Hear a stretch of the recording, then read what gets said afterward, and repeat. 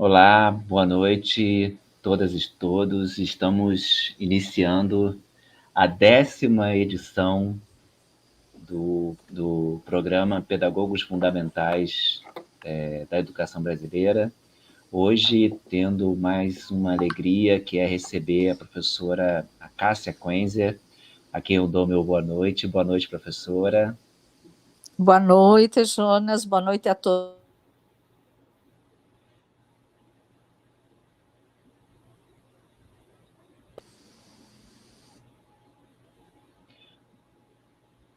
Bom, professora Cássia, acho que está com... Caiu. Isso, já voltou. Já voltou, ok. Para quem não conhece ainda o programa, esse programa ele faz parte, na verdade, é um projeto associado ao programa Teotônio dos Santos, que é coordenado pelo professor Zacarias Gama, professor Bruno Neves, e tem o apoio também do professor Caldense Frigoto. Faz parte de um projeto de extensão que se chama Pedagogos, Pedagogia e Saberes Pedagógicos, e que, nesse ano, tem essa ação específica que tem o objetivo de homenagear, na esteira da comemoração dos 100 anos do patrono da educação brasileira, Paulo Freire, outros pedagogos também fundamentais para a educação brasileira, que vem contribuindo desde a década de 80 e 90 com a construção do pensamento pedagógico brasileiro, contribuindo de forma original para que esse pensamento ganhe autonomia, ganhe força e oriente não só políticas públicas, mas também políticas de formação dentro do próprio curso de pedagogia. Antes de iniciarmos nossa entrevista com a professora Cássia, eu queria dar alguns informes breves. Primeiro, a respeito de algumas atividades do programa Teotônio dos Santos. Nós estamos com inscrições abertas para o curso Fundamentos da Educação e Didática até amanhã, dia 13. Esse curso inicia-se no dia 10. O seminário Teotônio dos Santos, debatendo a sua obra, que já teve vários episódios, vai ter mais um encontro do ciclo de debates no dia 19/10. Nós temos a felicidade de anunciar aqui o lançamento, na semana passada, do livro Desenvolvimento e Educação, volumes 1 e 2, que é composto por artigos dos egressos das turmas do curso homônimo, das turmas de 2020. Quem quiser pode entrar no canal do programa Teotônio dos Santos e ver lá o lançamento. O livro está à venda pela editora Apris. E, por fim, dizer também que nós continuamos recebendo artigos em fluxo contínuo para a nossa revista, que é a revista Desenvolvimento e Civilização. Então, quem quiser conhecer um pouco mais das ações, das atividades do programa Teotônio dos Santos, aí na descrição do vídeo vocês têm acesso ao link que leva para a página do Facebook e que mostra lá todas essas atividades que o programa desenvolve, dentre elas o nosso programa Pedagogos Fundamentais da Educação Fundamental. Só mais um informe, que da Semana Internacional de Pedagogia, que está sendo realizada, promovida pela Universidade Pedagógica da Colômbia, em parceria com as universidades do Brasil, a USP, a Universidade Federal da Paraíba, a Unesp, a Unisantos, com universidades do México e da Argentina. Então, desde segunda-feira, desde ontem, está sendo promovido várias conferências com importantes debatedores da área da pedagogia. Acho que amanhã nós vamos ter a conferência do professor Felipe Merrier e, se eu não me engano, também da professora Selma Pimenta, junto com o professor Leonardo Severo e o professor Humberto Pinto, cujo título sobre a pedagogia e os cursos de pedagogia no Brasil.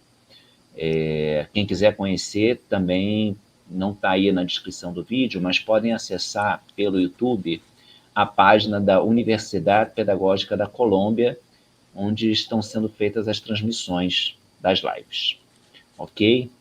Bom, só esses 2 informes e passamos então a apresentar, como sempre fazemos, inclusive com um caráter de homenagem, a professora Acácia Quenzer, que é pedagoga, formada pela Pontifícia Universidade Católica do Paraná, com mestrado e doutorado em educação, professora titular aposentada da Universidade Federal do Paraná, ex-professora do Programa de Doutorado em Diversidade e Inclusão Social da Universidade FEA-Vale, professora permanente do Programa de Pós-Graduação em Educação Profissional do Instituto Federal de Educação do Rio de Janeiro, o IFRN, é uma pesquisadora e docente da área da educação, com ênfase nas relações entre trabalho e educação, e atuando principalmente nos temas educação profissional, educação tecnológica, formação de professores, ensino médio integrado e formação inicial e continuada de magistrados e servidores que apoiam a prática jurisdicional.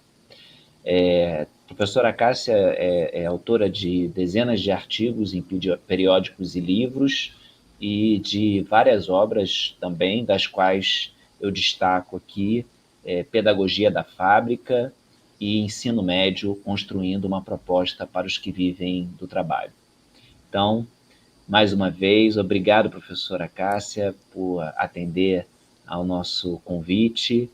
Boa noite e dê seu boa noite também para os convidados e para os nossos ouvintes. Boa noite a todos e a todas. E, em primeiro lugar, eu quero agradecer muitíssimo essa homenagem. Eu fiquei muito emocionada, né? É muito bom para o ego da gente, quando todo o esforço que a gente faz ao longo de uma vida, né? Porque eu acabei de completar 71 anos, recebe uma homenagem desse tipo. Então, eu fiquei muito sensibilizada. Quero agradecer a todos vocês por esse carinho e por esse reconhecimento, que só me anima a continuar pesquisando, dando aula, orientando e nas nossas lutas, né? São essas coisas, essa parceria que nos animam a continuar, com cada vez mais força, mais energia e sem perder a esperança de que um dia tudo isso vai passar e a gente vai ter condições de celebrar um mundo melhor, né? Muito obrigada mais uma vez pelo convite. Pois a alegria é toda nossa. Bom, vamos lá.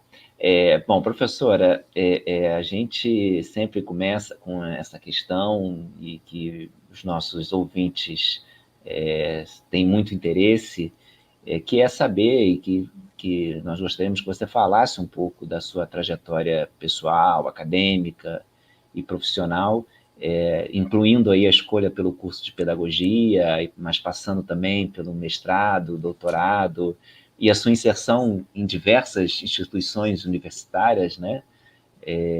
Como é que, ao longo da construção dessa sua sólida carreira como professora e como uma das pesquisadoras mais destacadas no estudo dos temas como as políticas e concepções do ensino médio e educação profissional, como é que essa trajetória influenciou a escolha desses objetos de pesquisa e dos seus referenciais teóricos? Ok. Bom, a minha trajetória, ela é bastante confusa, né? E eu gosto sempre de compartilhá-la para ver como o movimento da vida nos leva, né, a determinados caminhos que nem sempre são as escolhas que a gente faria, né? Eu já nasci no meio de uma contradição muito grande, né? Porque eu sou filha de pai alemão e mãe árabe, né?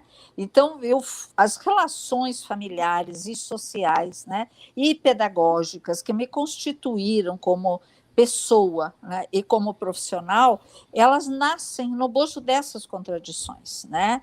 Por um lado, meu pai, alemão, professor, extremamente rigoroso com tudo, correto, de caráter, um professor reconhecidíssimo aqui na cidade de Rio Negro, onde eu moro, fez história, formou muitas gerações, mas rigoroso, né? Muito rigoroso. E a minha mãe, árabe, como todas as árabes, era doçura em pessoa, o que não significava que ela não exercesse o seu poder muito fortemente sobre o meu pai. E ele sempre dizia, não adianta eu bufar e rebufar, que a última palavra sempre vai ser da tua mãe. E, de fato, com doçura, com jeitinho, ela acabava fazendo com que o pai fizesse o que ela bem queria. Agora, tinha uma outra contradição também, que foi muito importante na minha formação. O meu pai era filho de bancário, né? Então, classe média. E viveram os meus avós com muito sacrifício, né? Ele foi para a guerra, depois, quando voltou da Itália, ele fez a Universidade Federal do Paraná no curso de farmácia e depois optou pela carreira de professor. A minha mãe não, a minha mãe era filha da alta burguesia curitibana.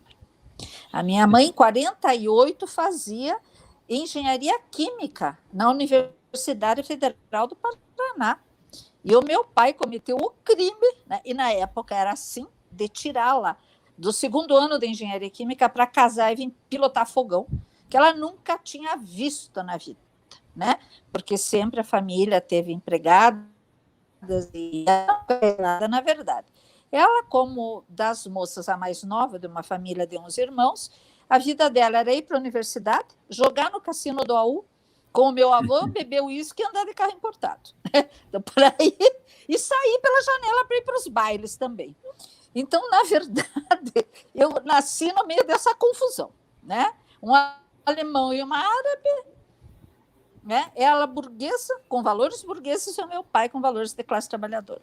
Então, meu pai dizia, não precisa se arrumar, a aparência não vale nada, o que vale da pessoa é o caráter. A minha mãe dizia, se você não se arrumar, ninguém vai te respeitar, você nem vai entrar dentro das lojas. Então, se você quer ter o teu caráter reconhecido, você tem que minimamente seguir regras sociais. E assim foi a minha vida inteira, e assim sou eu, né? Agora, o que foi muito marcante na minha formação foi o fato da época, meu pai, embora farmacêutico, fazia análises clínicas, porque os cursos de farmácia, no início dos anos 50, formavam para essas duas possibilidades. Então, eu me criei dentro de um laboratório de análises clínicas, né? Eu, com 4 anos, estava no laboratório, né? Mexendo com pipeta, com microscópio, caçando sapo para fazer exame de, né, Guylimanine, que chamava de gravidez das mulheres. Então, isso foi muito forte na minha educação, porque o meu pai dizia, primeiro os fatos, depois as interpretações, nunca faça pré-julgamento, sempre busque a verdade. Isso foi uma coisa muito forte, junto com outro ensinamento, problema se resolve, chora depois, né? Eu acho que essa conjugação dessa força dele, com o carinho, o cuidado, a doçura da minha mãe, me fizeram também essa criatura contraditória, né? Que, por um lado, eu sou muito forte, isso é uma característica que as pessoas dizem que eu tenho, mas, por outro lado, também sou uma manteiga derretida, né? Então, assim, meu pai era da UDN, né? Então, você pode imaginar, era um liberal ao velho estilo, com os valores da modernidade muito bem definidos. Então, eu fui criada com esses valores, né? De respeito aos direitos, de compromisso com os deveres, de amor à verdade, de solidariedade, né? De cuidado, de atenção, né? E assim eu fui crescendo, né?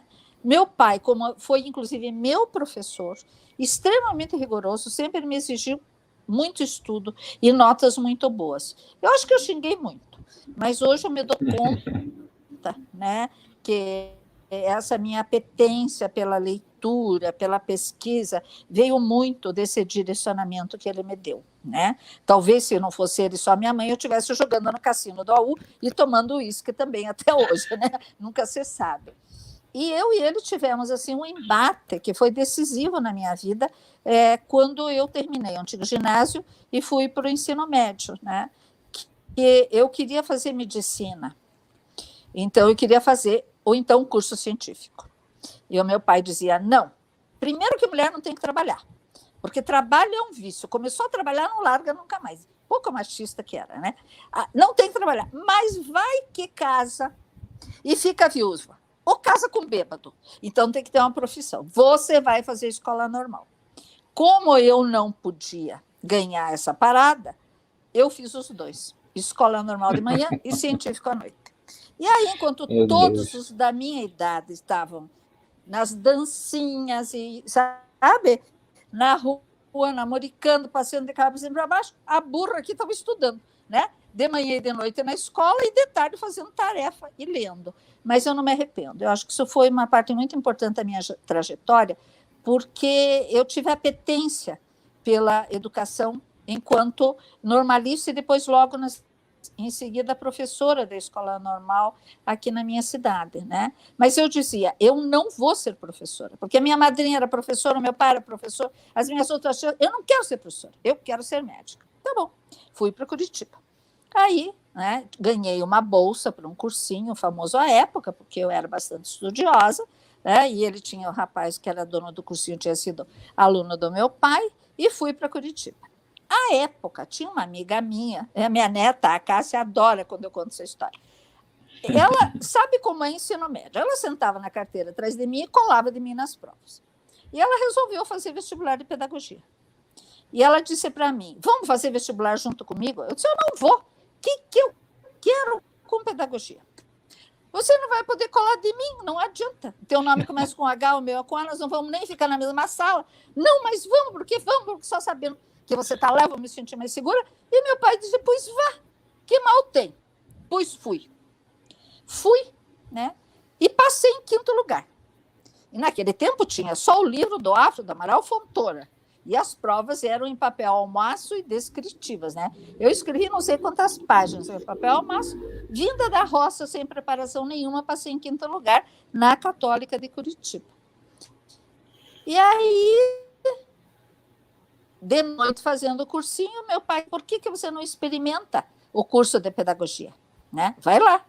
E fui. Aí eu ia para o cursinho de noite, ia para a pedagogia de manhã e de tarde tinha que estudar. Chegou uma hora que eu disse, isso não vai dar certo, porque alguma coisa eu não vou dar conta de fazer. Pois não é que eu desisti da medicina? Então, a minha pedagogia não foi minha escolha. A minha pedagogia foi a escolha da Helga, a quem eu agradeço até hoje. E ela não passou. Anos depois ela passou na agronomia, né? E eu estou aqui, né? Então, você veja, a minha vida é assim, ela é um tumulto. E as escolhas subsequentes, elas não foram diferentes. Né? Porque daí, né, o que acontece? Eu terminei meu curso, depois eu falo um pouco da minha trajetória profissional, das pessoas que me marcaram, mas daí eu terminei o curso de pedagogia, me casei, como meu pai achava que a vida da mulher tinha que ser, e fui morar onde? Meu marido era bancário, agrônomo, para em Cascavel, no oeste do Paraná, perto de Foz do Iguaçu. Cascavel, em 73, que foi o ano que eu me casei, era uma cidade onde as pessoas resolviam as suas diferenças. Na rua principal, a bala ao meio-dia. Né? Então, aquilo era um horror. E eu passei 1 ano lá, passei 2 anos lá, aí a faculdade começou a funcionar, só tinha aula de noite, quando chovia o carro entalava, tinha que ir trabalhar de noite com pistola bereta, porque não tinha segurança nenhuma, eu tinha uma bereta, não sabia o que fazer com ela, mas tinha uma bereta. Né? Então era um horror. Chegou uma hora da minha vida, isso foi em 76, eu disse, eu vou virar bicho aqui nessa terra, eu não quero mais ficar aqui. Então, quando eu escolhi fazer mestrado, não foi porque eu queria fazer mestrado, foi porque eu queria sair de Cascavel.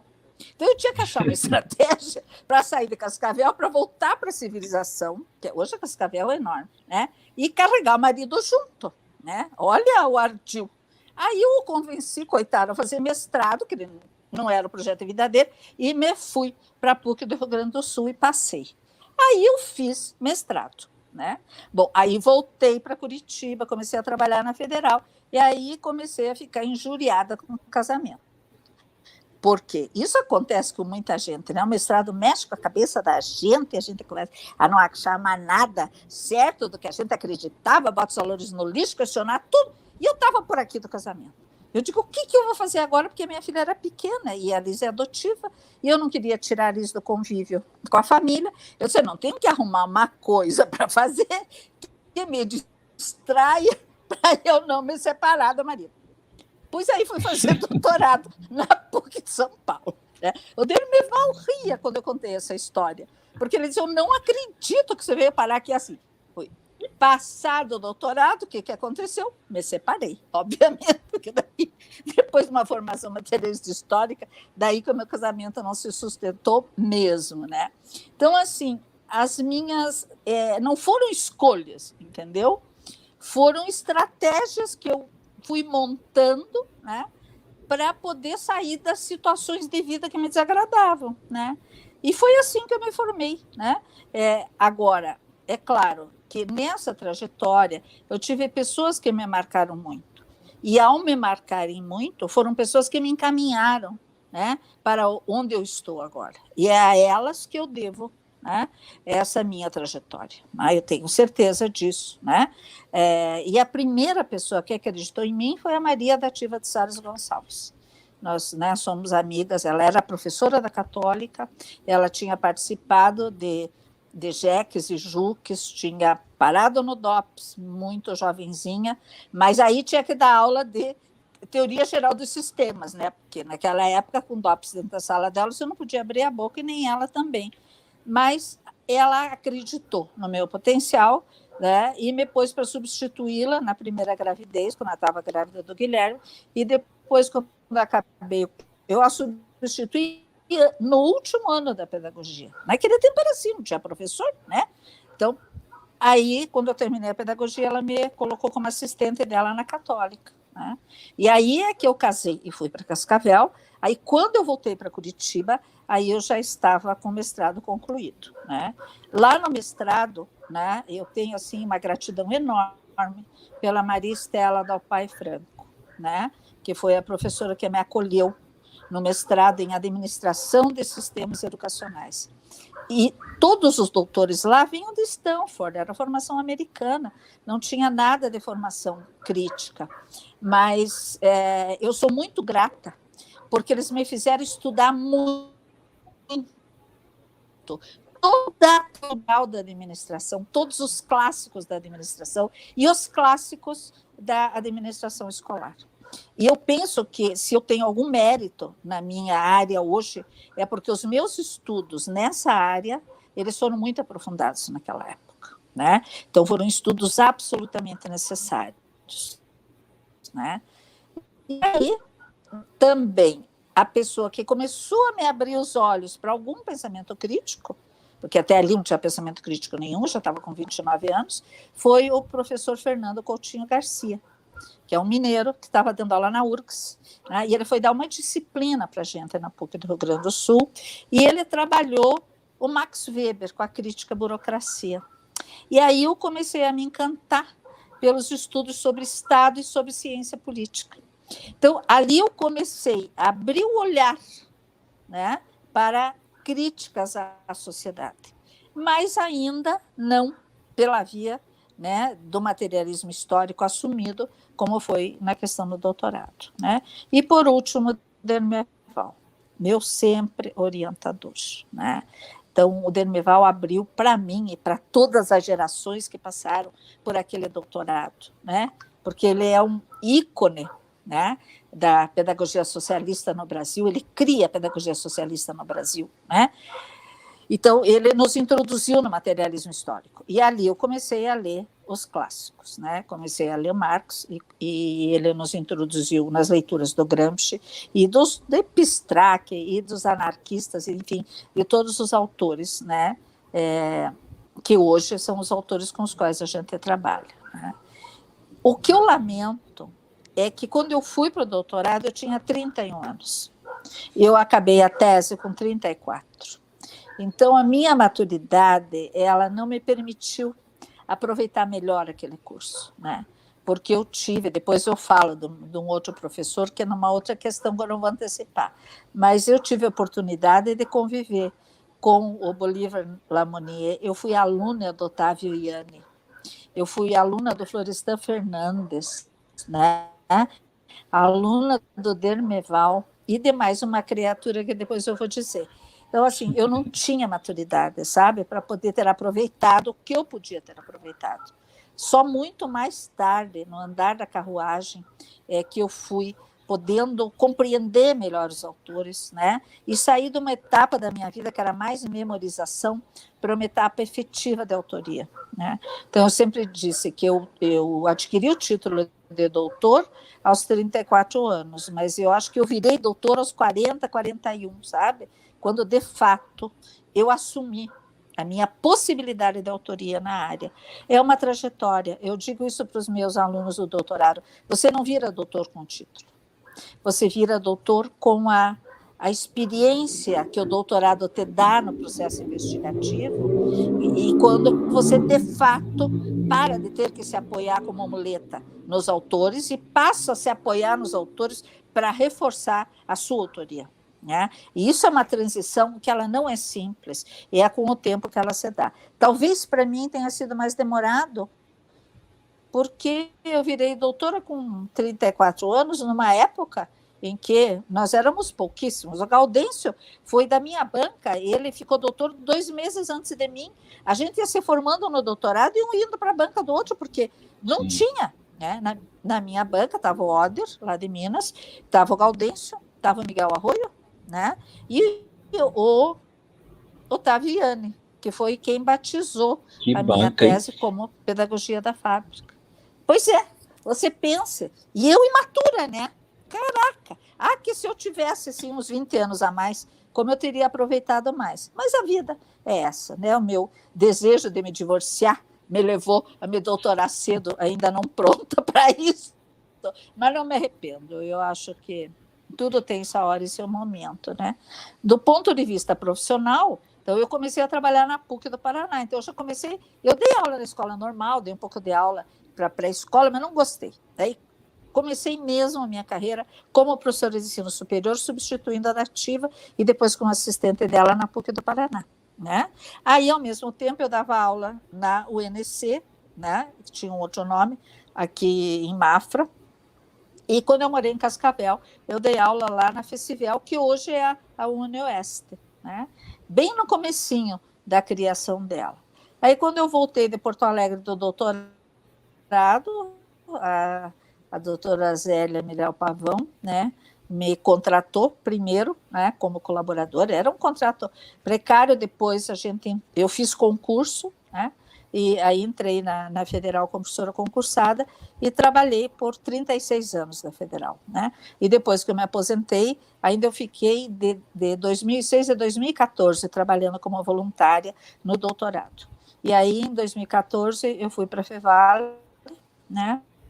Quando eu terminei meu último orientando do doutorado agora em julho, e agora eu fui aceita pelos meus colegas do Instituto Federal do Rio Grande do Norte como professora permanente, e isso me deixa muito feliz, porque tinha um conselheiro estadual de educação no Paraná, que já é falecido, que ele dizia o seguinte: garça voa com garça, corvo voa com corvo.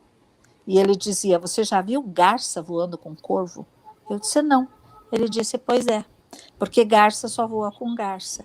Então eu fui procurar um ninho de garças, né? E achei esse ninho de garças lá no Instituto Federal do Rio Grande do Norte, né? Porque são pessoas que, embora possamos ter divergências no mesmo campo teórico, né? Acho que eu merecia isso no fim da minha carreira, né? Ter essa tranquilidade de estar num ninho de garças, né? Então, agradeço muito aos meus colegas que prontamente me aceitaram, e hoje é a primeira atividade que eu faço como professora do Instituto Federal do Rio Grande do Norte, do Programa de Pós-Graduação em Educação Profissional. Estou muito feliz, né? Bom, que honra para mim. Isso era a trajetória, né? Aí tinha mais uma questão nessa, né? E que você pergunta para mim quais foram as influências da minha formação nas minhas escolhas, né, Jonas, nesse mesmo bloco. Sim. Então, assim, como é que eu vou explicar isso? Né? Quando eu enveredo pela linha trabalho-educação, lá no doutorado, né, eu assumo como categoria fundante da pesquisa que daí eu fiz na Volve, que originou a Pedagogia da Fábrica, a categoria princípio educativo. né? Mas a categoria princípio educativo no sentido dado por Gramsci, em que cada sociedade, em cada fase do seu desenvolvimento, tem um projeto pedagógico para dar conta da formação dos seus intelectuais e de seus trabalhadores, né? E isso, para mim, era uma coisa, assim, sabe, fundante. E me agarrei a esse princípio e fui para a Volvo, né, com ele. Bom, e nunca mais o abandonei. Embora essa categoria, princípio educativo, ela permeie todo tipo de formação escolar e não escolar, no ensino médio e na educação profissional, ela está mais próxima. Então, a minha escolha pela educação profissional e pelo ensino médio deveu-se ao meu interesse de pesquisa nas plantas produtivas, onde a maioria dos trabalhadores que eu entrevistava eram de ensino médio e de educação profissional, porque eu não ia para as plantas produtivas para entrevistar engenheiro, eu os entrevistava e aos administradores como parte do meu universo investigativo. Mas o meu foco era como, né, a forma de organizar o trabalho, de gerir o trabalho, educava esses trabalhadores em processos amplamente pedagógicos, né, que foi uma das categorizações que eu fiz na pedagogia da fábrica. E, ao mesmo tempo, como esses processos amplamente pedagógicos se articulavam aos processos escolares, que são os especificamente pedagógicos, né? Então, por aí é que eu me apaixonei pela questão do ensino médio e da educação profissional. Então, essa escolha deveu-se à minha opção epistemológica pelo materialismo histórico, caminho que me foi aberto pelo doutorado pelas mãos do meu sempre orientador Dermeval, né? E aí eu comecei a pesquisar. Eu já tinha pesquisado no mestrado essas empresas que extraem pedras semipreciosas, né, lá em Estrela. Mas ainda não tinha uma formação adequada em termos metodológicos. Na Volvo, não. Na Volvo eu já tinha as categorias do método, do materialismo histórico, embora não muito bem compreendidas, mas pelo menos eu já tinha um rumo, né? E da Volvo eu passei a pesquisar outras plantas produtivas reestruturadas, partindo do pressuposto que uma planta produtiva reestruturada ela me daria indicações sobre as menos estruturadas ainda. E a Volvo foi para mim um presente dos deuses, eu sempre digo. Eu sou uma pesquisadora de sorte, mais do que juízo eu tenho sorte. Né? Porque eu estive. Porque eu fui para a Volvo no momento em que a Volvo da Suécia fazia as experiências em Uddevalla, as primeiras experiências com o toyotismo. Então, o que eu pego? Eu pego o auge do Taylorismo Fordismo e o início do toyotismo dentro da Volvo. Isso em 81, 82, 83, quando essa discussão não estava posta. Então, veja como eu sou uma mulher de sorte, né? E dali para frente, aí as coisas foram acontecendo. Aí fui para outras plantas produtivas reestruturadas, né? E, por fim, me dei conta que, ficando em plantas produtivas, eu não estava enxergando a grande mudança do Taylorismo para o toyotismo, que são os processos de integração. Aí eu fui para uma cadeia produtiva inteira, como eu já trabalhava na Fevale. A Fevale foi fundamental e o CNPq, né, me financiando por conta de Bolsa PQ. Eu peguei a cadeia que está no menor cluster do mundo, né, porque numa área pequena você tem todos os elos da cadeia do Cori Calçados. E aí, então, foi quando eu consegui perceber as categorias da pedagogia do regime de acumulação flexível. E foram quase 5 anos de investigação, tá? Porque aquilo não foi fácil, foi sofrido. A gente ir na casa das costureiras domiciliares, a gente vê a precarização do trabalho, o sofrimento, aquelas pessoas com a saúde detonada, com 30 anos de idade, né? Com Dorter e Ler de tudo que era jeito, uma semana comia, outra semana não comia. Olha, foi muito sofrimento, mas foi ali que eu consegui perceber, né, como a relação entre as inserções em diferentes pontos da cadeia produtiva se descolavam da qualificação profissional, né, que deixava de ter importância, porque a produção era puxada pela demanda, né? Então, assim, foi Foi um tempo muito bom, né? E eu agradeço muito aos meus colegas da Fevale que me acompanharam nas pesquisas de campo. E eu tive uma trajetória investigativa na Petrobras, né? Com Mário Reis, que daí fez mestrado com a gente, né?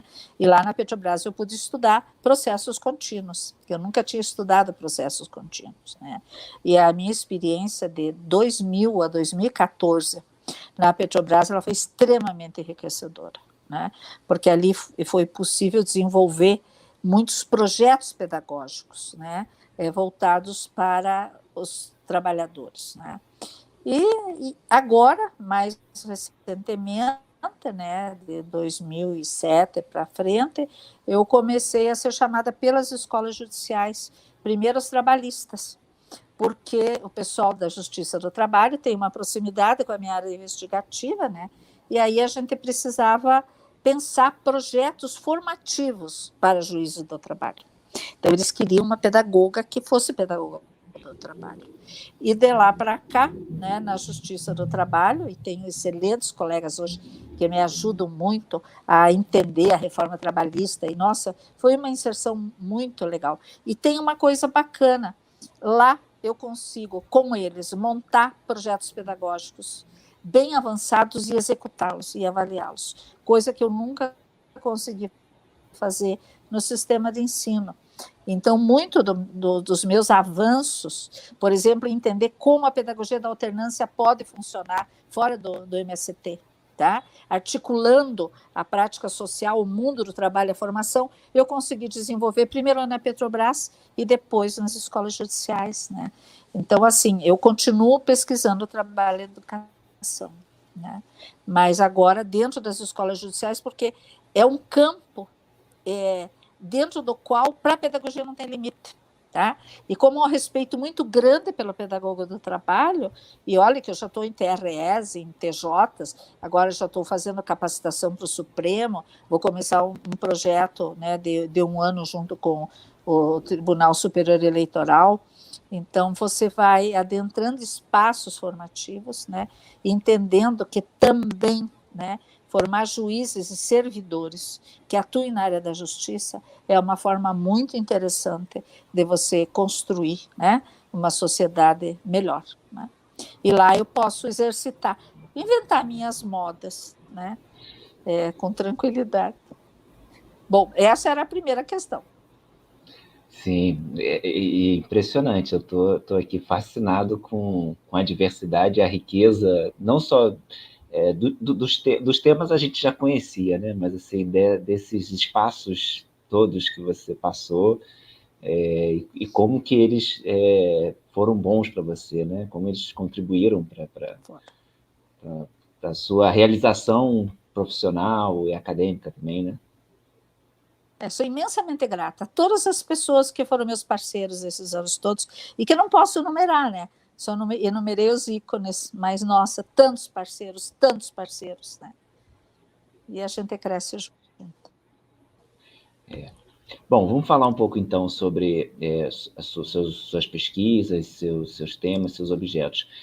Você, na área de trabalho e educação, tem uma atuação destacada, tendo inclusive sido a propositora da alteração dos termos, né, de educação e trabalho para trabalho e educação.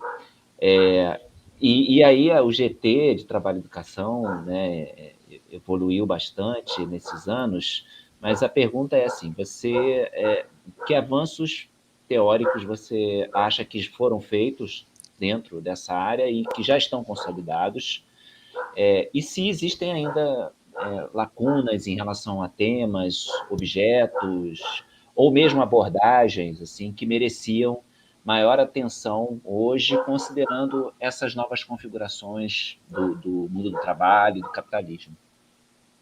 Pois é, primeiro eu tenho que fazer uma correção. Não fui eu que fiz a inversão. Eu organizei a reunião. Tá? Quem propôs a inversão foi o Miguel Arroyo. Tá? Porque o Miguel é assim, ele tem lances brilhantes, assim, parece que baixa um santo e puf, né? Agora, eu tive, sim, né, a responsabilidade de fazer essa reunião onde isso aconteceu, porque a época foi depois da morte do Tancredo, muitos de nós participávamos, embora eu não era afiliada a partido, mas o MDB era um grande repositório das pessoas que brigaram pelas diretas já. Né? Inclusive, aquele movimento hoje tem sido retomado, né, em face da discussão da estratégia de enfrentamento para as eleições de 2022, né? Porque nos unimos todos, independentemente de nossas ideologias, para derrubar a ditadura. Né? E aquilo, então, de repente, eu tinha participado de algumas discussões da formulação do projeto pedagógico para o governo Tancredo, e isso eram pessoas do país inteiro, né? E era interessante que todos éramos muito jovens, entendeu? Mas éramos nós, não tinha outro, tinha que fazer. Né? Claro que nós tínhamos grandes ícones de mais idade, mas a maioria, para pôr a mão na massa, era, né, como diz aqui no Paraná, meio que piazada mesmo. Enfim. Aí, o Jacques Veloso, que estava no Ministério da Educação, ou do Planejamento, não lembro, na época, me chamou para Brasília para organizar no CNPq a área de educação e trabalho, porque tinha muitas pesquisas que já vinham, você veja, isso era 85, tá? Já tinha muitas pesquisas que vinham nessa linha. E aí eu digo, meu Deus, né, o que eu vou fazer em Brasília? Eu estava com meu segundo marido, que era arquiteto, eu disse, não vou. Ele disse, nada, vamos embora, eu vou fazer mestrado lá no UNB, vamos embora. E lá fui eu com as trouxas de novo e com a minha filha de 7 anos. Né? Fomos todos para Brasília, foi um tempo muito bom, inclusive muito bom para minha filha, em que o clima de Brasília, né, curou os problemas de saúde que ela tinha e ela pôde conviver com classes sociais diferenciadas, porque na escola pública, né, conviviam filhos de parlamentares com o pessoal do Paranoá, então foi um tempo muito pedagógico também, e muito importante para a formação dela, né, e aí fomos, né, e aí lá no CNPq, eu não tinha muita experiência das coisas, né, 35 anos, um cargo daqueles, uma responsabilidade, o que eu vou fazer com esse negócio? Vou fazer uma reunião, né? Aí identifiquei quais eram as pessoas que estavam discutindo no meu campus, já era doutora, né? Doutora há um ano, né? Mas já era doutora, aí fomos. Daí reuni umas 20, 30 pessoas, né? E entre elas, Gaudêncio estava, Luiz Antônio Cunha estava, né? Lucília Machado estava, enfim, tinha um bando de gente interessante, Miguel Arroio estava. E aí, nas discussões, né? E o objeto da reunião era montar uma pauta investigativa para eu poder financiar pelo CNPq. Né? Então, a primeira discussão, Miguel Arroio disse, olha, nós temos que inverter esse negócio, porque não é da escola para o trabalho, é do mundo do trabalho para a escola. Na nossa concepção gramsciana fazia todo sentido. Né? Mas, afinal, a pedagogia vem da fábrica, não dizia o Gramsci lá no Americanismo e Fordismo, né? Não sem mediações, mas, evidentemente, né, é do mundo do trabalho para a escola. Então, o grande avanço que eu reputo, né, a partir daquele momento que a gente fez aquela pauta investigativa e que é atual até hoje, a Eunice Train fez um artigo resgatando essa história da Amped, né, a partir da Amped, resgatando essa história da criação dessa pauta atualíssima, né, o grande avanço é essa inversão, né? Foi nós percebermos que a gente só iria avançar num projeto a partir da hegemonia da classe trabalhadora quando nós transitássemos do plano micro da escola, como era a nossa tradição, né, para o macro. O que aconteceu ali foi que nos fascinamos pelo macro, porque o macro é muito mais fascinante, né? Aí essa interdisciplinaridade que as análises macro trazem, elas são fascinantes. E muitos de nós não conseguimos meio que voltar, né, com os resultados das análises macro para a questão da escola, né? E isso, de fato, foi um trabalho árduo. É claro que depois todos achamos o rumo, né, que eu chamei num artigo de necessário retorno, né? Saímos do micro para o macro, mas tínhamos que, a partir do conhecimento produzido pelas macrocategorias, entendermos melhor como construir um projeto pedagógico. Então, para mim, o grande avanço foi esse. Né? E aí, né, a utilização do método da economia política que veio junto. né? Então, nós aprendemos a usar as categorias, né, de método e de conteúdo. Eu até escrevi um artigo que saiu publicado sobre as categorias lá no livro que o Gaudêncio organizou, que também virou um clássicozinho aí da área, né? Nós aprendemos a trabalhar com as categorias do materialismo histórico como os fios condutores das nossas investigações. E aí a produção explodiu. Né? A gente produziu muito sobre formação de professores, educação profissional tecnológica, ensino médio, políticas públicas, e a área de trabalho e educação se consolidou. Né? E aí você veja, o GT da Amped, no começo, não era uma roda de cadeira numa sala de aula. Hoje vai ver quantas pessoas tem, né? Então, nem tem mais muito espaço para muita discussão de tanta gente que tem, né? Então, a gente se consolidou e a gente cresceu. Agora, falta muita coisa, né?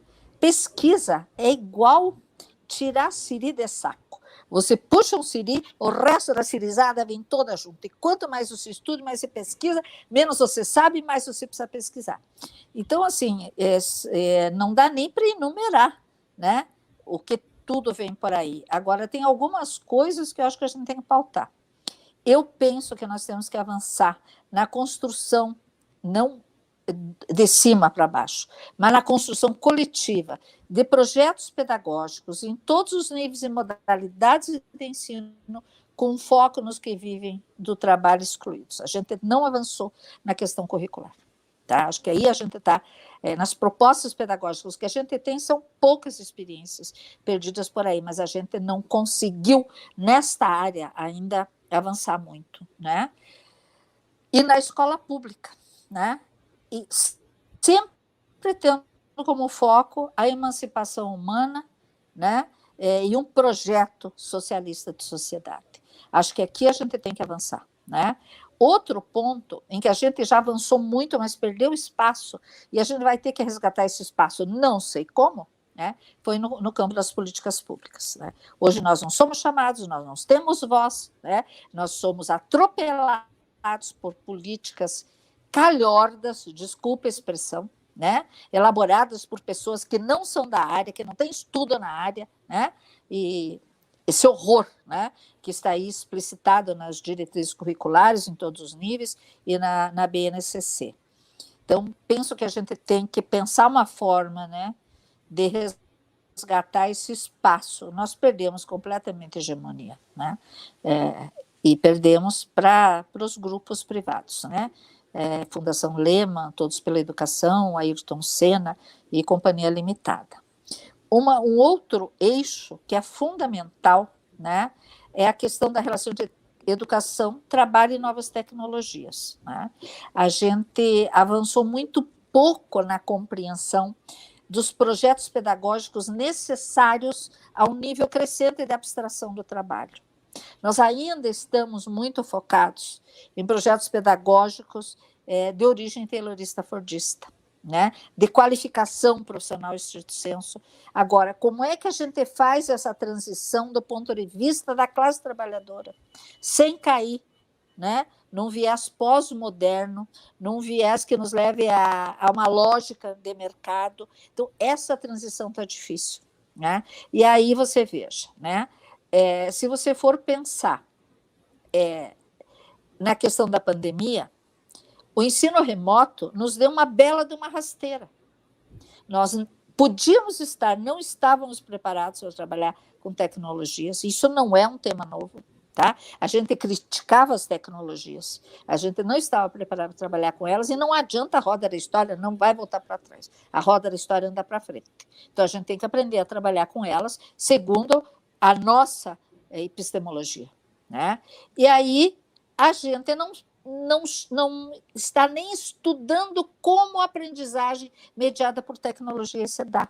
E ela se dá de uma forma diferente, eu não sei como mas ela se dá.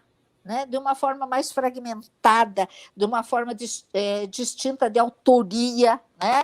É uma forma mais mediada por preguiça mental, e a gente está fazendo uma pesquisa grande sobre isso agora, e uma das entrevistadas... a primeira entrevista que eu fiz agora com uma gestora, ela me disse o seguinte: a Cássia, se saiu bem, quem se sairia? né, no ensino remoto, quem se sairia no presencial, que são aqueles alunos concentrados, uma meia dúzia. O resto não aprendeu, não vai aprender, porque a internet não é para aprender, a internet é para brincar. Certo? Então, a gente ainda não compreende como lidar com tudo isso, e a gente está no bojo da quarta revolução industrial. Né? Então, não dá para a gente virar as costas para essa nova realidade, que ela impacta terrivelmente o mundo do trabalho, ela causa mais exclusão social do trabalho e da escola, né? E a gente ainda nem deu conta direito do toyotismo, e vai ter que lidar com inteligência artificial. Né? E eu tenho visto isso muito claramente dentro dos tribunais. Né? Por exemplo, uma das discussões, a inteligência artificial é fantástica, porque se você precisa saber quais foram as decisões tomadas por que tribunais, incluindo todos, sob um determinado tipo de conflito, a inteligência artificial te dá todos. Tá? Agora, facilmente um juiz pode simplesmente copiar uma decisão sem analisar a especificidade do conflito que gerou o processo. E o processo não é um amontoado de papéis, nem um arquivo dentro de um sistema informatizado. Um processo é uma relação social. E, portanto, ela terá especificidades. E, portanto, a inteligência artificial ela tem que ser um apoio de inspiração, mas jamais a fonte da decisão. Tá? Então, eu só estou te dando um exemplo numa das áreas nas quais eu estou trabalhando. Agora, você imagina isso, né, no conjunto de todas as áreas. Né? Então, acho que por aí eu meio que pontuei o que muito rapidamente, nesse momento, eu estou considerando crítico. Sim. E engraçado que engraçado e curioso e ao mesmo tempo preocupante, né? A nossa área tem um diálogo grande com a área da sociologia do trabalho, né? E o trabalho tem mudado muito rapidamente, né? E acho que nem a sociologia do trabalho às vezes consegue acompanhar, né? Tem conseguido acompanhar essas mudanças da indústria 4.0 que estão por aí, das plataformas e tal, e a gente, por ter essa aproximação com o campo da sociologia do trabalho, precisa bastante dessa atenção, né? Porque eu estou saindo um pouco do roteiro, porque você me lembrou aqui um livro que eu li recentemente, até de um liberal, um historiador famoso agora, tal do Yuri Harari, não sei se você já ouviu falar. Não conheço. Mas me passa depois. Ele é um liberal que está sendo chamado bastante para falar nos fóruns mundiais. Só que ele tem uma preocupação com a inteligência artificial, porque ele, além do perigo da informação, da quebra de privacidade, inclusive do uso pelo Estado autoritário e tal, ele acha que em um determinado momento ela pode fazer uma coisa que a automação não conseguiu fazer, que é substituir não só as capacidades manuais, mas as capacidades cognitivas, intelectuais. O exemplo que eu dei é exatamente nessa linha. Para que você pensar se você vai ter todas as decisões sobre aquilo, você copia a que você acha melhor e acabou. Entendeu? Sim. Você não reflete, você não analisa, você não critica. E assim, eu estava discutindo alguns sistemas de gestão por competências e outros sistemas informatizados nos tribunais, e assim me dão a sensação de que cada vez mais a gente está caminhando para grandes Big Brothers. Né? A gente estava discutindo com um tribunal agora, essa semana, aliás, era com o TRT da 6ª Região, que é no Recife, né? A gente estava discutindo o e-social. Né? Eu fui pró-reitora, vamos sair do roteiro agora. Eu fui pró-reitora de Planejamento, Orçamento e Finanças na minha universidade. Antes do primeiro sistema centralizado, que era o CIAF, e depois veio o CIAP, que é a Administração de Pessoal. Né? A gente perdeu completamente a autonomia com esses dois sistemas. Agora, eu estava estudando o e-social, né? Por conta de uma demanda desse tribunal. E o e-social é um grande Big Brother, mas é um grande Big Brother. Se, por um lado, ele protege o trabalhador, por outro controlado, ele permite um exercício de controle centralizado que é assustador, né? Então, essas são discussões relativas à indústria, né? 4.0, 4.0, e a questão do controle cada vez mais intensivo das ações humanas, né? Eu me lembro do meu tempo de catecismo, que a freira mostrava assim, um triângulo, né, azul, que tinha um olho desse tamanho dentro, e embaixo estava escrito Deus TV.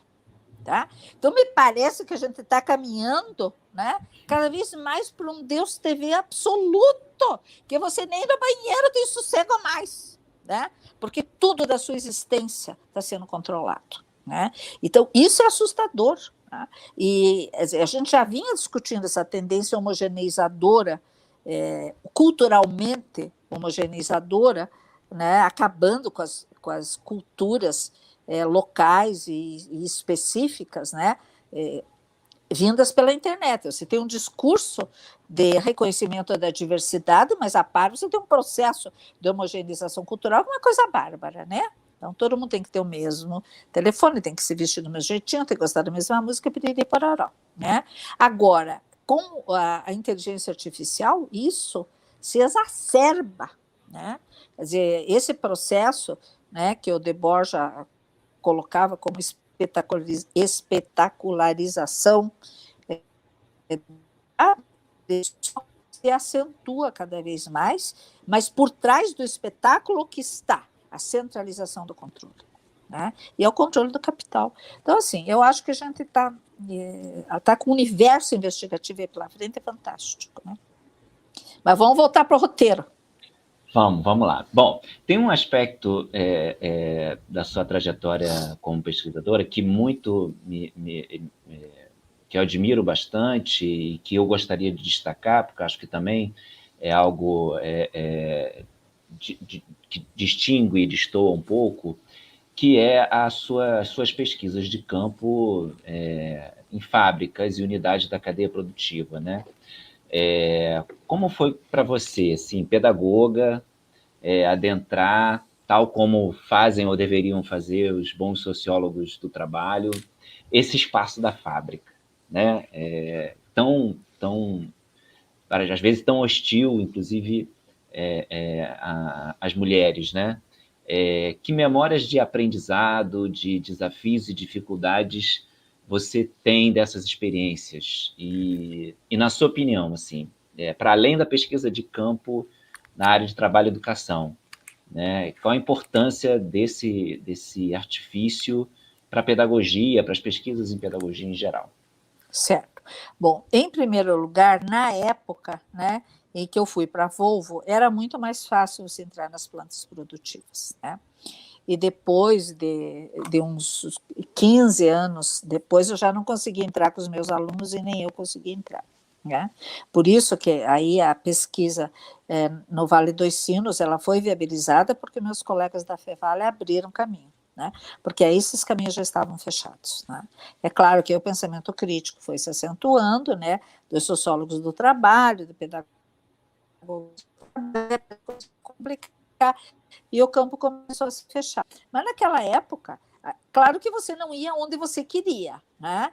Mas você ia onde dava, né? Então, onde te aceitavam, você ia. Às vezes, você tinha que procurar 5 ou 6 empresas para conseguir ser aceita como pesquisadora numa, mas você ia, né? Hoje está completamente difícil isso. Então, eu acho que isso é um dado, né, que facilitou a minha vida. Agora, tem uma questão, são duas questões que se conjugam nessa minha adoção epistemológica, né? Primeiro era o meu pai no laboratório, né? Primeiros fatos. Então era uma força muito grande de vá empiria. Não era assim que ele dizia, mas, né, era assim, vá para empiria, vá pesquisar primeiro, não sai por aí falando que você não sabe, né? E por outro lado aí o domínio do método da economia política, né? Porque é da empiria para a abstração. É da empiria para a construção da teoria e, de novo, para a empiria a ser revisitada num patamar mais amplo e mais aprofundado e, de novo, a revisão da teoria, né?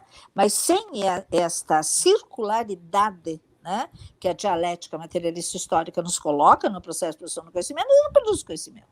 Né? Então, quando junta o meu pai lá buzinando meus ouvidos, né, desde pequenininha, e o conhecimento do método da economia política, aí a minha opção estava feita. Né? E aí, com o Gramsci ainda, com o americanismo e fordismo, eu queria ir para a fábrica. E foi muito interessante, porque na minha turma, eu, né, e a Olinda Noronha fomos para os espaços de campo de trabalho. Né? Agora, não era moda. Nem o Dermeval sabia muito lidar com aquilo, porque ele não tinha experiência de fábrica. Né? Então, o Dermeval foi fantástico, porque ele me segurou nos fundamentos, mas ele não me segurou no método. Né? Ele só disse, vai. Né? E eu fui. Né? E eu tinha o Maurício Stratenberg também, que me ajudava muito. Né? E o Maurício tinha conhecido lá no mestrado. Você conheceu ele? Sim, Nossa Senhora, porque ele era amigo do Fernando Coutinho Garcia. E mesmo antes de morrer, ele encontrou lá em Campinas uma amiga minha e ele disse, dá um abraço naquela moça da pedagogia da fábrica. Eu fiquei emocionadíssima, sabe? E eu ligava para o Maurício às 2h, às vezes, com meus problemas de redação daquela tese, não tinha literatura, não tinha coisa nenhuma, no campo da educação não tinha nada, aí eu estava lá, estou igual você com a tua confusão, e eu tinha que dar conta daquilo, aí ligava para o Dermeval, ligava para o Maurício, né? Então, assim que eu fui construindo, mas era uma coisa esquisita, sabe por quê? Embora eu sempre tivesse adotado o estudo de caso, né? Eu e Iraci Picanso, dentro do grupo, que éramos as pesquisadoras de campo, eram meio que consideradas segunda categoria, entendeu? Esse povo aí que vai fazer pesquisa empírica. Eu acho que foi só com o advento da discussão, por exemplo, do Robert Inne, que ele vem e te diz, olha, é só o estudo de caso que te explica os comos e os porquês. Né? Porque os paradigmas empiricistas, positivistas, né, eles te dão a superfície do fenômeno. Eles não te dão a explicação das estruturas explicativas daquele fenômeno. Né? E o estudo de caso, não. Aí vinha, não, porque não pode generalizar, porque é uma pesquisa, aquela besteirada toda. Depois, né, acho que com o Robert Inne e com o avanço dos estudos de caso, aí a gente passou a ser pesquisador de primeira categoria. Mas eu e Iraci nunca nos incomodamos em ser segunda, terceira, quarta, quinta categoria. A gente queria fazer as coisas do nosso jeito. E eu não sei fazer pesquisa a não ser desse jeito. Tá? Não sei. Eu tenho que ir para a empiria. Né? E sempre orientei todos os meus mestrandos e doutorandos a ir para a empiria. E sempre funcionou muito bem. Porque esse é o método que a gente adotou. Essa é a nossa opção epistemológica. Né? Então, eu não sei fazer as coisas de outro jeito. E eu achei muito interessante agora que saiu o Prêmio Nobel de Economia. Não sei se vocês repararam no que o repórter falou, né? E eu até quero ler trabalhos dele. O Prêmio Nobel dele de Economia deu-se pelo fato, a originalidade do conhecimento que ele produziu, porque ele foi pesquisar o mundo das pessoas reais. Olha que novidade, né? Pois é. Então, né? A gente não tem que entender que o nosso campo investigativo são as dimensões pedagógicas das relações sociais e de trabalho. E para apreender as relações sociais e de trabalho no que elas têm de pedagógico, é só imergindo no campo. Não tem como fazer isso de outro jeito. Eu não sei fazer de outro jeito, tá? Porque é assim que eu penso, que eu sou coerente com a minha escolha epistemológica. E assim eu orientei a vida inteira, né? E agora eu já estou velha para mudar também. Mas eu gosto de fazer desse jeito. Mas deve dar mais trabalho, né, do que sentar no gabinete, ler os livros e produzir teoria a partir de impressões que podem mais ou menos ser próximas da empiria ou não, né? Eu não sei se dá mais trabalho, eu acho que dá muito mais trabalho quando você tem que contrapor vários autores em empiria. Né? Eu acho que aí dá mais trabalho. Né? Eu acho que dá menos trabalho, é mais gostoso. Né? Quando você vai para a empiria, e daí você começa a ver, né, a necessidade de repensar a própria teoria. E a recepção nesses ambientes, nas fábricas, como foi? Como é que era a presença do pesquisador, pedagogo nesses espaços? Eu nunca tive problema, né? Porque assim, é uma coisa até interessante, você pode perguntar, como é que uma materialista histórica trabalhou 14 anos na Petrobras como consultora? Né? Porque eu tinha que trabalhar também, porque a minha família é bem grande e o salário da universidade, né, complica. Aí, e como é que eu estou nos tribunais? Né? Porque, na verdade, né, o nosso método, ele produz conhecimentos e soluções adequadas. Entendeu? Então, é isso que te reforça, não importa, sabe? Tanto se você é isso ou se você é aquilo. Não é o rótulo, é a possibilidade de você sentar junto, fazer análises, pensar em possibilidades. Né? E eu nunca deixei de dar devolutivas, sabe? Porque sempre tinha devolutivas para dar. Né? Sim. Então, eu nunca não tive problema. Que bom. Bom, professora, tem outros temas, assim, além dos temas relacionados ao ensino médio e educação profissional, que você também fez algumas incursões, né, no caso das críticas à epistemologia da prática e a sua influência nas diretrizes curriculares do curso de pedagogia. Em geral, nos seus textos, a gente também, eu vejo, assim, você fazer referência à questão dos processos de educação não escolar. Enfim, estou fazendo todo esse preâmbulo para perguntar a você qual a sua opinião sobre o debate da educação em espaços não escolares no Brasil e no curso de pedagogia, considerando assim que as organizações como as empresas, a mídia e as ONGs têm cada vez mais se ocupado da formação de trabalhadores, em geral, com a pouca inserção dos pedagogos nesses espaços. Pois é. Aí, para você responder o que você quer, a gente tem que entender a necessidade da crítica às categorias do pensamento pós-moderno, porque senão você não consegue responder essa questão. Né?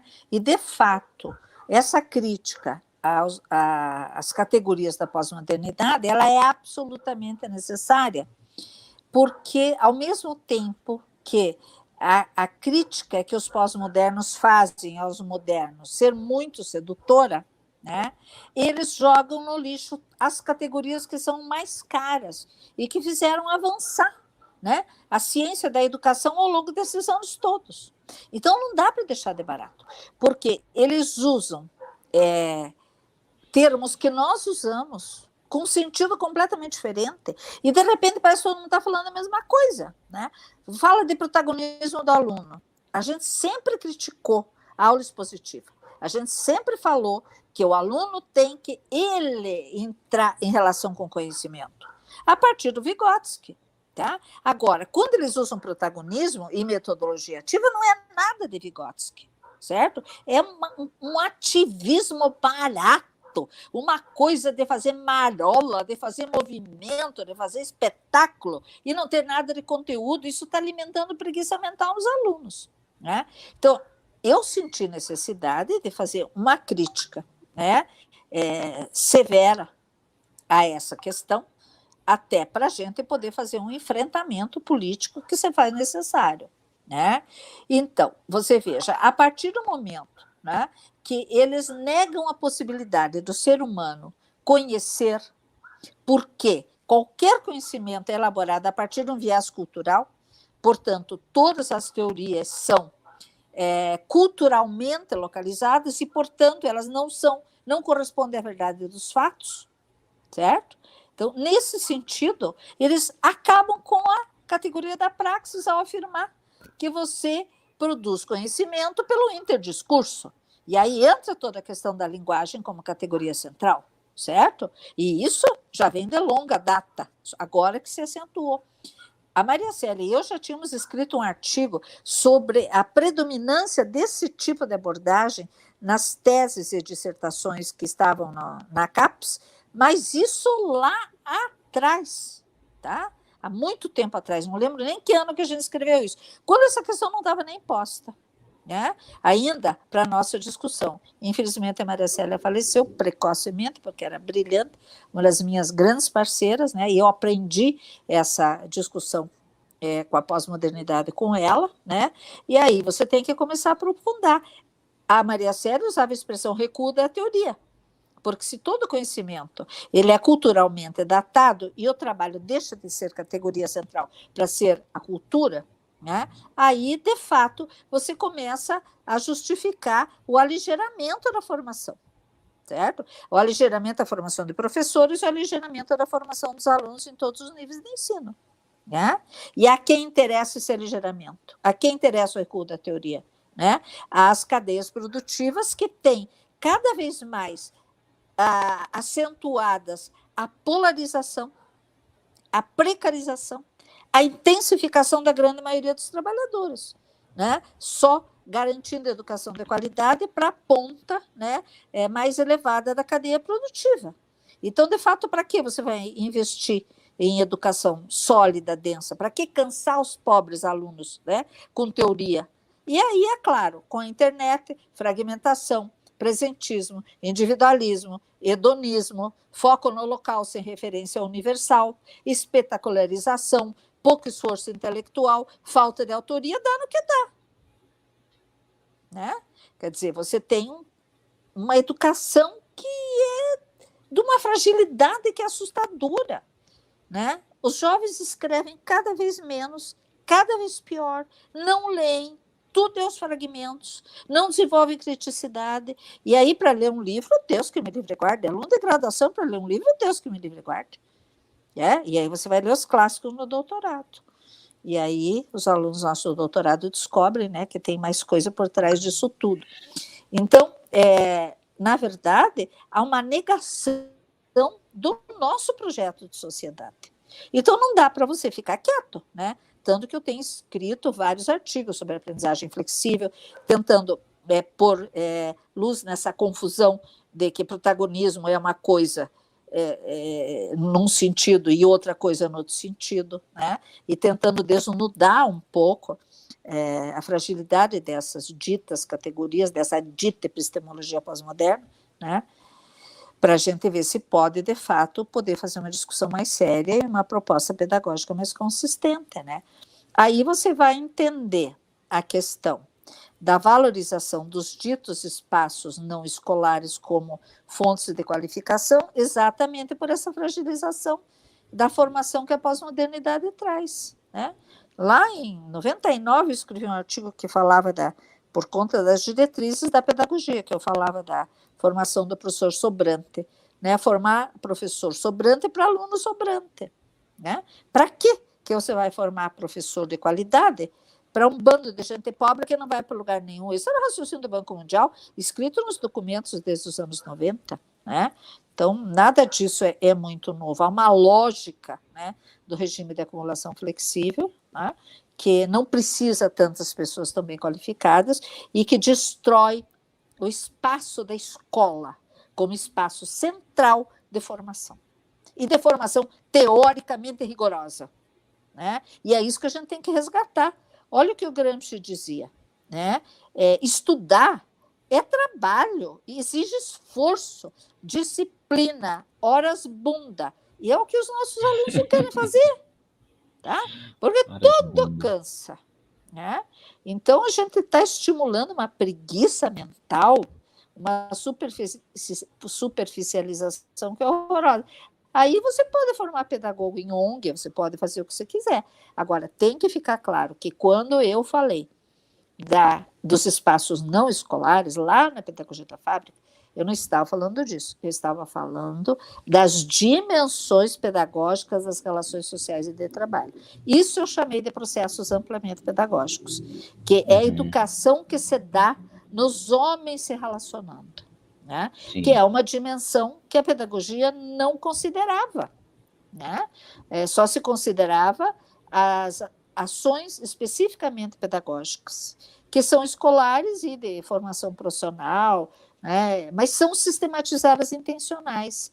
Agora, cada vez mais no mundo, né, da internet, a dimensão amplamente pedagógica é mais educativa do que as Sim. escolas, né? Porque eu que sou vó, nossa, o que eu escuto, isso é no teu tempo de antigamente, né? Então, valores, acabou, né? E aí é que você tem que entender que esse tipo de educação, né, professada pela pós-modernidade, ela responde às necessidades de formação de novas subjetividades pelo regime de acumulação flexível. Isso é que eu tenho dito como mantra, né? Vamos entender que há uma intencionalidade nessa fragilização, né? Que é formar pessoas que não sejam críticas, né? E que não coloquem em xeque, né, as ideias do próprio sistema.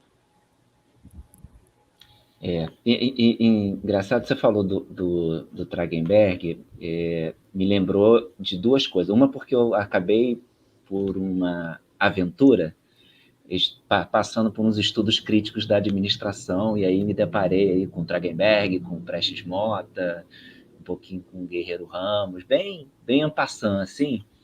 Mas eu fiquei pensando, essa questão da educação não escolar, hoje, no debate que eu fiz mais cedo, debatendo a questão da pedagogia no espaço não escolares, né, me lembrou um pouco, assim, uma experiência que desde a graduação eu tenho, que é de ver os alunos chegarem com uma ânsia, principalmente porque a pedagogia talvez não seja assim a primeira escolha, aí a gente pergunta assim, mas sim o espaço de atuação, posso trabalhar em empresa? Eu posso ser um pedagogo empresarial? E hoje eu sempre tento desmistificar que assim, o campo não está tão aberto assim, mas ao mesmo tempo eu fico pensando, é interessante que talvez o curso de pedagogia tenha um certo receio de discutir essas atuações nesses espaços contra-hegemônicos, nesses aparelhos de hegemonia, mas que, no meu entender, são super importantes e que têm possibilidade de formação crítica, né? Assim, o Tragenberg era um crítico da administração, né? Então, eu me ressinto um pouco da pedagogia não discutir ou não considerar a possibilidade, porque aí, se não forma para esses espaços, aí vem um MBA de gestão de pessoas com todo aquele arcabouço funcionalista das teorias da administração e formata para um determinado viés, que é um viés totalmente não crítico, totalmente adequacionista, enfim. Pois é, mas aí a gente vai ter que pensar se os pedagogos que nós formamos na nossa pedagogia se criam empresa, né? Sim. Porque aí é uma outra discussão. Tem uma tese que está sendo elaborada por uma profissional do Supremo, orientada pela Lívia, lá na UNB, que está pesquisando exatamente essa questão, né? Eu até participei da qualificação dela, eu acho que vai ser um trabalho bem interessante, sabe? A gente não tem muitos trabalhos de pesquisa sobre isso, Jonas, eu acho que a gente precisaria ter, né? Sim. Bom, depois eu vou querer essa indicação, mas vamos lá para o nosso terceiro bloco. Bom, estamos chegando aqui para falar da figura do Paulo Freire, né? Que esse ano a gente comemora aí o centenário do Paulo Freire, a UERJ assumiu como o ano do centenário do Paulo Freire, patrono da educação brasileira, que infelizmente, desde do golpe de 2016, é um dos alvos preferidos do neoconservadorismo, né? Desse viés tacanho aí do neoconservadorismo. E queria que você falasse um pouco assim da sua relação com o pensamento desse autor e da importância do legado que ele deixou para a educação brasileira. Pois é. Na verdade, quando eu disse que eu tinha sido privilegiada pelos meus professores e que eu não ia falar de um deles, né, eu tive o privilégio de ser aluna do Paulo Freire, já que ele voltou do exílio. Que inveja. Tá? Porque o Dermeval, né, o acolheu assim que ele voltou do exílio, e foi o primeiro espaço onde ele trabalhou, né, foi no nosso doutorado. E ele deu aula para a gente um semestre. Nossa, nós somos muito privilegiados. Foi uma experiência única. Você não imagina o que era sentar em roda. Nós éramos uns 5 ou 6, né? Ouvindo o Paulo narrar suas experiências e teorizar sobre elas, né? Isso foi de uma riqueza, né? E assim impactou em muito a nossa formação. Agora não há nem muito o que falar sobre isso, porque o legado do Paulo Freire, ele é reconhecido mundialmente, né? Ele é completamente comprometido com o projeto contra-hegemônico. A questão do método foi fundamental, né? Eu, quando era diretora da Faculdade de Educação, recebi um grupo de professores da Califórnia que vieram estudar Paulo Freire, né? Porque eles tinham que lidar com a alfabetização de 51 etnias diferentes, né? E era o método do Paulo Freire que resolveria isso. Então, ele, sabe, o legado dele é inquestionável, né? Política, né? E pragmaticamente fundamental, né? O compromisso do Paulo com o desenvolvimento da autonomia, do espírito crítico, de pessoas libertas, né? É uma coisa que incomoda os ditadores neofascistas, neoconservadores e outros neos, né? Mas tem que incomodar mesmo, sabe? Agora, veja bem, a escola sem partido não vingou, certo? Os seus próprios criadores depois abandonaram esse tipo de crítica, né? Ideia que não tem enraizamento na prática social morre, certo? O trabalho dos clássicos não morre. Tá? A gente não tem nem que se incomodar com esse bando de gente ignorante, né? Querendo justificar do movimento social e politicamente comprometido e que não vai morrer porque é um clássico, né? Agora, essa bobajada que esse povo aí está produzindo nem se enraiza. Não dura 1 ano, não dura 2 anos, né? Porque, graças a Deus, né? O que não tem referência na prática social não se cria. Ainda bem, né? Engraçado que você, além da experiência invejável que você nos traz, né, de ter sido aluna do Paulo Freire, tem um dado importante aí, né, porque é muito comum as pessoas pensarem Paulo Freire e Saviani como antagonista, né, como se tivesse, existe mais uma briga entre savianistas e freirianistas do que entre Paulo Freire e Saviani, né? E você está contando aí um dado interessante, né, do acolhimento do Saviani pelo Paulo Freire, né? Foi onde ele primeiro trabalhou. Nós temos a mesma matriz epistemológica, certo? Pode haver divergências? Claramente que é azar, tá? Porque não tem como, não há essa unitariedade de pensamento entre os materialistas históricos, né? Agora, negar que a nossa matriz é a mesma, negar o papel político do Paulo Freire, negar a coragem do Paulo Freire, negar o seu legado, é de gente completamente ignorante, que não merece nem a nossa consideração, mas não merece nem resposta, tá? Ok. Bom, vamos aí para a nossa última pergunta, nossa última questão, antes das considerações finais, que é sobre esse contexto, né? Sobre essa política atual aí do governo Bolsonaro, a pandemia do coronavírus, como que ela vem afetando negativamente e profundamente o campo da educação, não só em decorrência do ensino remoto, do ensino híbrido, mas de outras questões também que vêm no bojo. E aí eu queria que você falasse um pouco de como você vê a situação, principalmente do ensino médio, do ensino profissional, nesse contexto e que desafios você acha que nós temos a enfrentar nos próximos anos. Pois é. Eu acho que para a gente entender isso, a gente tem que voltar no Temer, né?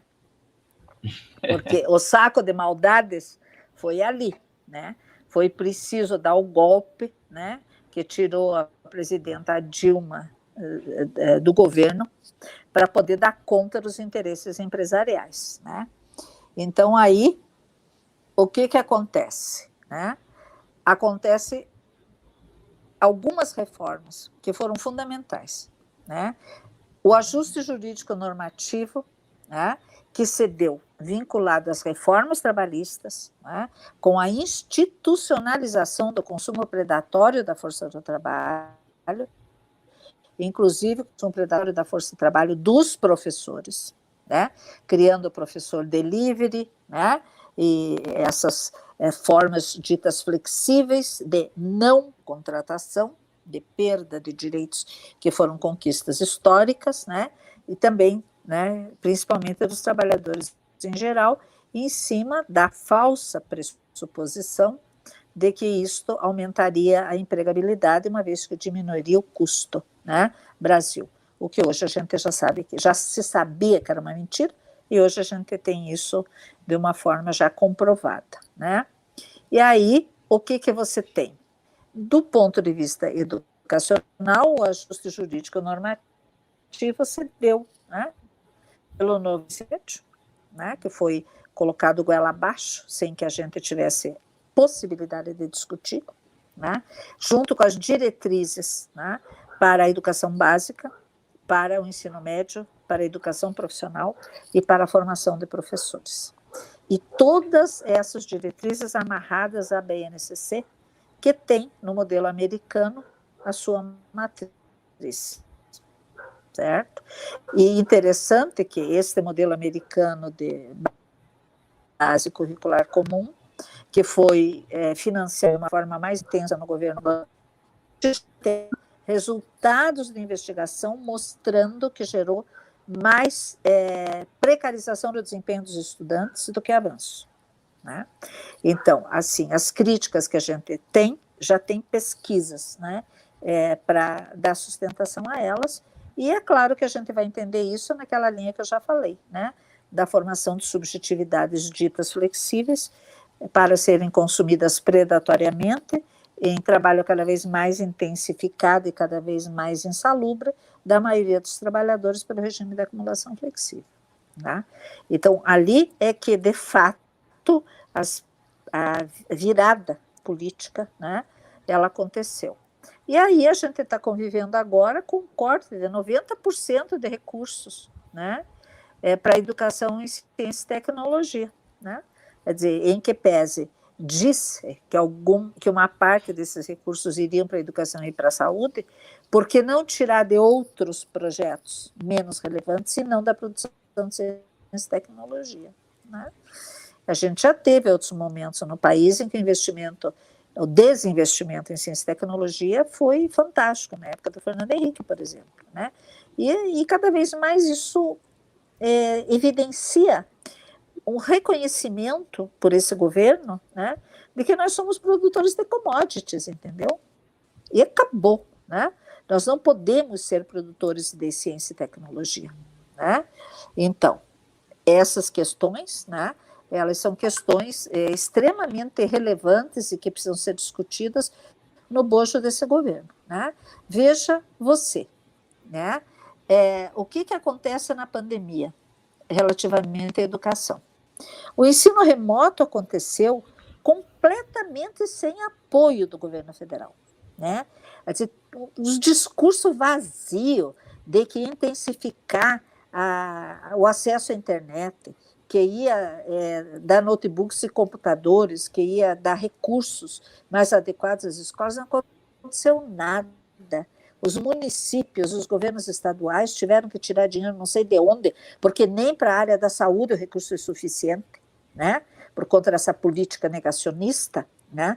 Para que alguma coisa acontecesse em termos pedagógicos na pandemia, né? O que a gente tem enquanto consequência para a educação tecnológica e profissional e para o ensino médio, né? Em primeiro lugar, que as diretrizes curriculares e a BNCC, elas acabam por tentar destruir uma trajetória de lutas das instituições vinculadas à educação profissional e tecnológica no Brasil, né? E todas públicas, certo? Essas instituições, particularmente os institutos federais, né? E agora eu faço parte de um deles, do Instituto Federal do Rio Grande do Norte, né? Com muito orgulho. Estamos buscando navegar nos vácuos desta maluquice toda para manter uma proposta que continue tomando o trabalho com o princípio educativo e orgânico aos interesses da classe trabalhadora. Né? Acredito que, porque nós somos estatutários, não podemos ser demitidos, há um expressivo número de doutores, pesquisadores, né?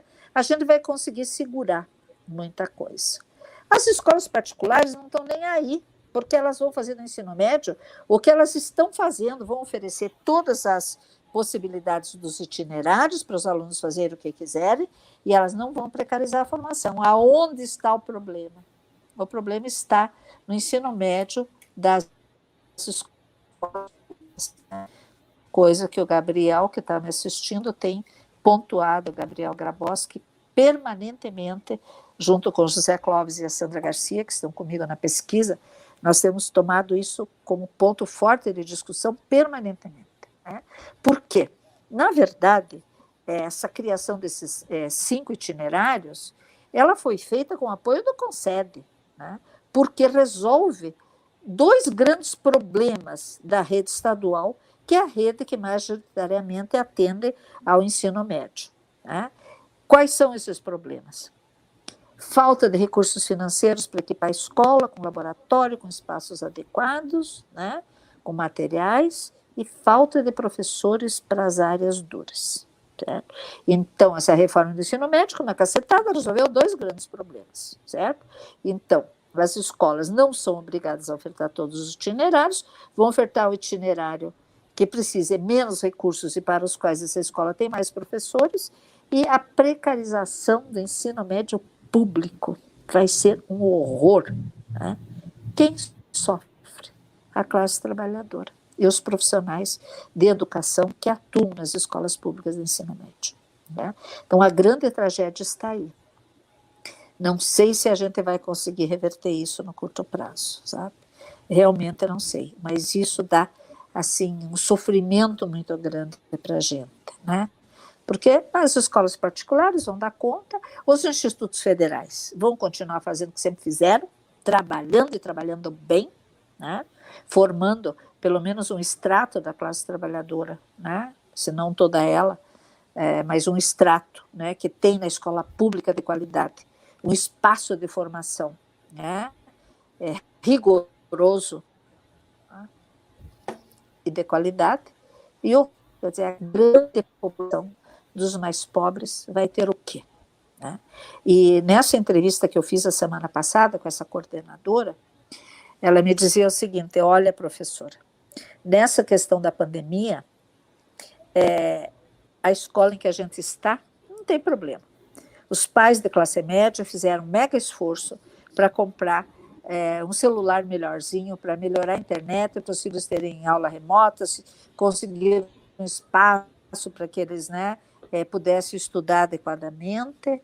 Agora, lá na escola agrícola, né, da cidade tal, o diretor de escola tem que levar lá no meio do mato o material impresso, mas não só o material impresso, a comida. Tá? Então, isso é o país que este governo, que não se elegeu com o nosso voto, está construindo, ou melhor, está destruindo. Né? Então, nós temos cada vez mais que articular nossa inteligência, a nossa força política, né, para a gente não se desesperançar e unirmos as nossas energias nesse combate. Porque 2022, com fake news, né, com toda a gama de desinformação, né, e a gente sabe que vai ter um processo eleitoral, eu estou dentro dos TRS, né, estou bem por dentro dessa discussão, nós vamos ter uma eleição complexa, horrorosa, mas nós temos que ganhar essa eleição. É a nossa saída para retomar o nosso espaço de luta, né? Que nesse momento está completamente enterrado. Nós estamos paralisados. Só temos nos espaços de formação e da pesquisa a nossa possibilidade de atuação, e ainda com o corte do dinheiro da pesquisa. Né? E que é o corte de bolsas de doutorado e mestrado nos programas. Né? Então, nós precisamos nos articular, precisamos fortalecer, precisamos continuar lutando e precisamos não perder a esperança de que nós vamos ganhar essa briga. Ok, professora. Vou abusar um pouco, só mais um pouquinho da sua Eu estou disponibilidade, aqui. para fazer uma coisa que a gente não costuma fazer, e por conta de tempo e tal, e porque eu fico aqui sozinho, como eu te expliquei, né, tentando a, é, conduzir a entrevista e olhar os comentários. Mas o Silvio fez uma pergunta aqui, e acho que para a gente encerrar, como tem a ver com essa última pergunta, e é uma pergunta que me interessa, então gostaria de ouvir você falar sobre isso, que é a seguinte, ele está dizendo, eu acho um grande dano à educação as tais competências socioemocionais. O que você poderia falar sobre isso? Pois é, a tua Eu vou tese, anotar né, tudo para Jonas? minha tese. Eu vou anotar para minha tese. Olha, curto e grosso, como eu costumo ser. O que está em jogo com essas ditas competências socioemocionais é a criação de subjetividades flexíveis, ou seja, subjetividades que se adaptem e naturalizem, né, a intensificação e a precarização. Tá? Porque subjetividades críticas, tá, não vão entender como naturais as condições de trabalho, de remuneração, de vida, de miséria presentes. Certo? Então, esta questão, né, dessas competências socioemocionais, elas vêm na linha, né, da OCDE, né, junto com a Fundação Ayrton Senna, com a Fundação Lehman, né, no sentido de formar trabalhadores com subjetividades flexíveis, que é o grande mote da pedagogia do regime de acumulação flexível, voltado para o desenvolvimento do capital no seu processo de acumulação crescente, para o que ele precisa, na verdade, destruir os trabalhadores enquanto classe e recriá-los ontologicamente como uma massa amorfa de subjetividades capazes de serem bem utilizadas pelo capital. E que entendam que isso é natural e que ainda é vantajoso. É uma discussão muito diferente de você tratar as chamadas competências comportamentais, né? Porque as competências comportamentais, elas se inscrevem no plano dos desejos e motivações, né? Então, é aquilo que você quer fazer, porque está motivado a fazer, né? Porque tem o desejo de fazer, e com isso você se engaja nas ações, certo? Porque o ser humano, ele é tudo ao mesmo tempo agora, ele é uma integralidade, uma unilateralidade em que a cognição, né, a vontade, né, estão e a técnica, o saber fazer, estão encarnados num corpo, né? Portanto, você tem uma integralidade formada por corpo, por inteligência, por capacidade de fazer, né? E por querer fazer. Isso é diferente da discussão das competências socioemocionais, né?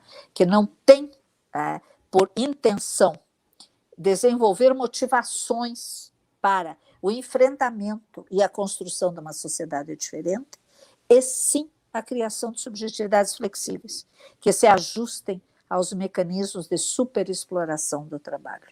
E o pior, entender que isso é natural e, portanto, não se organizarem, porque a destruição dos sindicatos acabou de ser feita com a reforma trabalhista, certo? Não se organizarem, né? Quer dizer, estamos acabando com todos os demiurgos, como a Hayek anunciava já nos anos 50, né, dizendo que o capital se defendesse da organização dos sindicatos, né? Quer dizer, destruímos partidos enquanto veiculadores de programas, destruímos sindicatos, destruímos escola, tá? Que é o que nós vamos ter no lugar para formar pessoas na dimensão amplamente pedagógica, portanto, no bojo de relações sociais e de trabalho dignas, e, ao mesmo tempo, em escolas que correspondam a esta formação emancipadora. Tá? Isso nós temos que ter como horizonte. né? E assim como a gente está tentando desmistificar esta dita epistemologia pós-moderna, nós temos também que desmistificar essa dimensão das chamadas competências socioemocionais, que servem ao mercado, servem à exploração, servem à formação de novas subjetividades, mas não servem à liberdade, à emancipação daqueles que vivem do trabalho. Depois eu vou ver como é que faz para citar a entrevista. Para pegar. Eu não escrevi nada sobre isso ainda. Vai ter que citar a entrevista. Mas tem mas sim. A sabedoria está aí. Claro. Bom, professora Acácia, estamos chegando, infelizmente, ao final da nossa entrevista. Antes de passar para suas considerações finais, eu queria, mais uma vez, reiterar meu agradecimento, a minha admiração, que já tinha antes, pelo acesso que tinha aos seus debates, às suas discussões, alguns eventos que pude participar, a sua excelente participação no nosso livro, Trabalho Docente sobre Fogo Cruzado 2. Então, e agora que só aumenta essa admiração e esse carinho, você ter aceito nos conceder essa entrevista, por compartilhar não só o seu bom humor, mas a sua sabedoria, o seu cuidado, o seu carinho também na forma de conduzir, de responder essas perguntas e de tratar desses temas tão espinhosos. Então, assim, reitero aqui meu agradecimento, agradeço a todos também que estiveram conosco e saio daqui revigorado depois de quase 6 horas seguidas, porque tive outro evento, mas muito feliz com a sua entrevista, muito feliz de você participar e da gente poder prestar essa homenagem a você como uma pedagoga fundamental da educação brasileira. Pois eu quero agradecer muitíssimo a homenagem, mas quero que vocês sempre me vejam como uma grande parceira de luta, né? Que é isso que nós temos que ser, né? Nos organizarmos e continuarmos, né, nas nossas pesquisas, na formação, né, e nas nossas lutas. Quero agradecer muitíssimo a todos aqueles que eu não posso citar porque foram tantos, né? Meus professores, meus alunos, meus parceiros de trabalho, né? Todos aqueles que têm participado da constituição da minha trajetória e do meu ser como pessoa, né? E um abraço muito carinhoso, né? À minha filha, aos meus netos, à avó Júlia e a todos aqueles que participam do meu cotidiano. Eles estavam todos aí. Então, meu abraço muito carinhoso, né? Porque essas relações cotidianas, elas são uma parte importante da nossa constituição como ser humano, né? Eu agradeço muito a minha filha por ter me dado 5 netos maravilhosos, né? E que eu sempre aposto que serão pessoas que farão a diferença nesse mundo.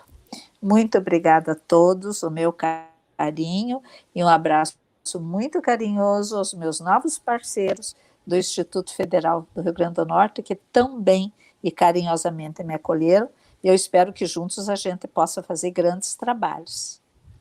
E a todos que estiveram aqui conosco, né? Eu queria ter terminado em 1 hora, mas você faz muitas perguntas, então foi 1 hora e 47 minutos. 1 hora e 47. Um beijo carinhoso. Bom, um beijo carinhoso a todos vocês. Fiquem com Deus e se inscrevam, quem ainda não é inscrito no canal, se inscrevam. Em novembro nós vamos ter a honra também de entrevistar o professor Demirval Saviani, e em dezembro o professor Carlos Rodrigues Brandão vai estar conosco para falar sobre Paulo Freire. Então, eu vou estar por aí. Que bom, bom contar com você. Fiquem com Deus. Um abraço para todos, boa noite. Boa noite.